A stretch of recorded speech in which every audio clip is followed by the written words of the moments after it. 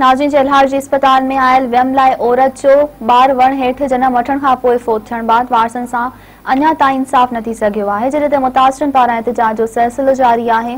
वधीक तफ़सील ॾिसूं था हिन रिपोर्ट में।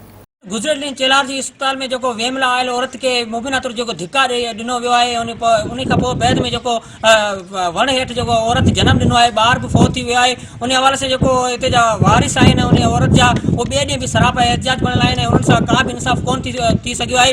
ॿिए तरफ़ जो डीसी थरपारकर पारां जो नोटिस भी वरितो वियो आहे ऐं DHO पारां जो इंक्वायरी कमेटी भी जोड़ी वई आहे। उन हवाले से चेल्हार अस्पताल में पहुता आहिनि जेकी उहो डॉक्टर खां पोइ गुफ़्तगू करण खां पोइ साफ़ हिनखे का बि मौक़फ़ ॾेई कोन सघिया आहिनि ऐं उहा उन वारसनि खां का बि इंसाफ़ कोन थी सघियो। अचो त हिते जेकी वारिस आहिनि उन्हनि सां ॻाल्हि ॿोल कयूं, उन्हनि जो छा चवणु आहे। वठी आया चेल्हार जी अस्पताल सुकारी मां, उते धिक्का ॾेई माने कढी छॾिया ऐं सरकारी अस्पताल जी गेट खां माने 15 फुट माने छोकिरी उते ॿार जनमियो ऐं उहो ॿार बि मरी वियो, निकिरी बि माने बिल्कुलु तंग आहे।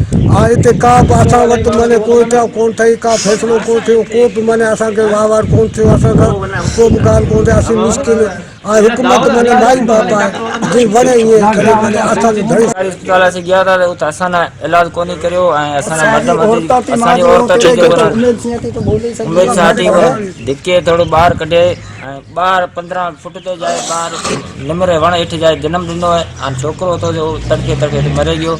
असांजी धणी साईं कोई कोन्हे हथो जेको असां संभाले। इमरजेंसी असीं वठियासीं हिते अस्पताल में, असां वञी दाख़िल कराए, दाख़िल न कनि असांखे धिक्का ॾेई बुछड़ा करी बेहाला करी असांखे ॿाहिरि कढी छॾियईं। कोन्हे मिस्किन ऐं ग़रीब असांजी धणी साईं केर बि कोन्हे।